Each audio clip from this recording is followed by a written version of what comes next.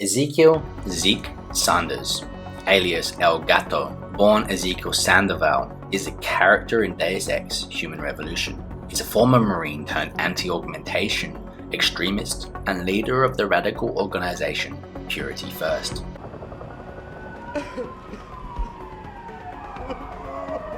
You know I can't let you go with her. Stand down, Hanser! I told you, stand down or this bitch is dead! Bullshit. You're bigger than that. You don't kill civilians. Damn right! I'm a decorated vet, and I won't be jerked around. I need to find out who's behind this, and right now the boss lady's my only ticket out of here. Listen to me. Whatever's going on, it's big. You've got a better chance of getting to the bottom of it if you work with me. But I can't do a thing until you let her go. Are you stupid? I don't work with dogs. Hi guys, Brock from Brock and Sindri here, back again with another Cyberpunk Mondays. This week we're going to look at the lore behind Zeke Sanders from Deus Ex Human Revolution.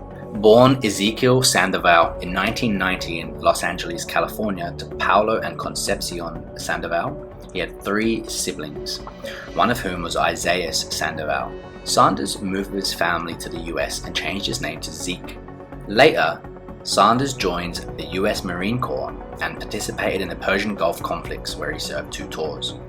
During the first tour in 2009, while stationed in Afghanistan, the left side of his face was hit by shrapnel from a roadside bomb, which cost him one of his eyes. He re-enlisted under the Recycle military bill, and the government replaced his eye with a retinal prosthesis. His activities during his second tour were highly classified, and he was eventually discharged under the Cessation Act. After being released from service, he suffered from augmentation psychosis, a result of his military augmentation. He attacked the Glendale shopping center in Los Angeles, attempting suicide by cop, but the situation turned into a siege and hostage situation. Fortunately, William Taggart was actually there to talk him down. There were 13 injuries but no deaths, and Sanders was diagnosed by Taggart with post-traumatic acute dissociation. He was taken into medical custody at the Neuroprosthetic Rehabilitation Center near Camp Topaz, Utah. 6 months later, Sanders was declared cured and released. Taggart's intervention would influence both Zeke and his brother Isaiah to join the anti-augmentation movement. Sanders felt that the augmented eye was responsible for the traumatic acts he experienced in the war and removed it, hence the eye patch.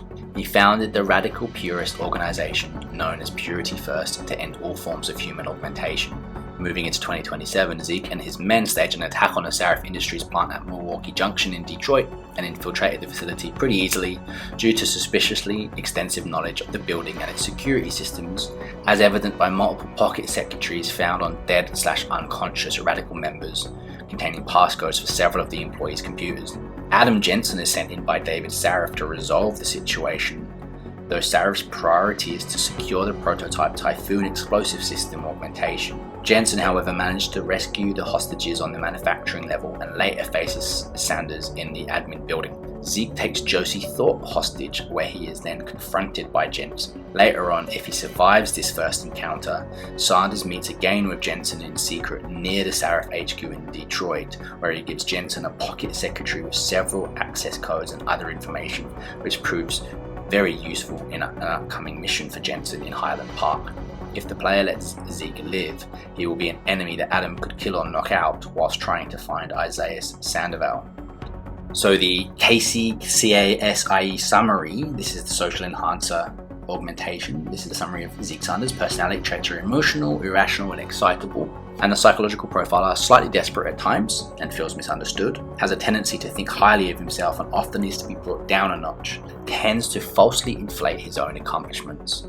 Sounds like a bit of narcissism going on. And we'll do some notes. Within the game, the player will be given a variety of choices upon confronting Zeke in the main office. The player can choose to let Zeke go free or shoot Zeke.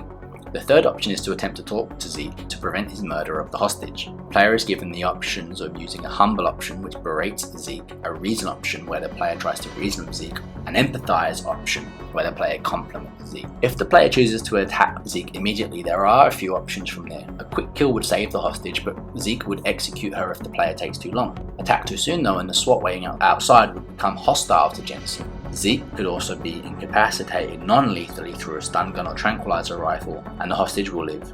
To perform a non-lethal hand-to-hand takedown without the hostage dying, Zeke must first be shot in the torso or leg, followed by a quick takedown.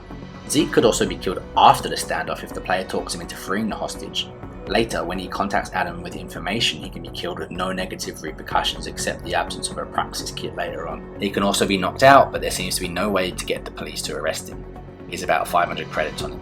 If Zeke is killed at the Sarif factory, his body would be in the police station's morgue on the other autopsy table. If he's subdued, he will be in the police station's holding cells, and Adam can have a short conversation with him. If he's kept alive throughout the first 2 encounters, the player can find him one last time in his brother's apartment in Grand River Road as part of the Finding Isaiah Sandoval main quest. He will be hiding behind the door smoking a cigarette while a dead Sarif security guard is laying on the floor with a praxis kit next to his head, which is wired to a pair of EMP mines. If the kit is taken before the mines are disarmed, they will go off and Zeke will be alerted, attacking the player with a shotgun. After Jensen returns to the Sarif Industries HQ, a janitor cleaning a window across the hall from Jensen's office may comment that Sanders escaped, even if he was killed or taken into custody. Trivia: his Spanish nickname El Gato translates to the cat in English. He has tattooed the logo of the USMC somewhere on his body. He has 3 siblings, and one of them is also a pro-human purist, just like Zeke himself. Ezekiel and Isaiah are the names of prophets featured in Judaism, Christianity, and Islam, the Abrahamic religions. The Purity First garb worn by Sanders resembles garments worn by Christian monks. And that's all we've got on Zeke Sanders. What did you think of him? Some small but yet quite important appearances and a very interesting conversation too. We'll do a video next week on his brother. For now, let me know what you think in the comments, and I'll see you in the next Cyberpunk Mondays. Don't lie to me. I don't want to hurt you. You're a civilian. But I will if you don't give me a choice. If you didn't want to hurt anyone, you should have stayed home tonight. Oh, look! Sarif's attack dog! You're here to clean up before the police bust in? He thinks we're breaking the law. Shut up! All you body polluters break laws. You're all the same. You're gonna have a hard time convincing people you're any different once they hear you had an AUG on your team. What? I found your attack dog in the factoring labs, trying to cut through security with his implanted hackware. Nice try, Cholo. But I would never let one of you freaks on my crew. Ah! Back off, Hatcher! I got business to take care of, understand? If what you say is true, and I'm not saying it is here, but I gotta check things out. So me and la vieja, we're leaving.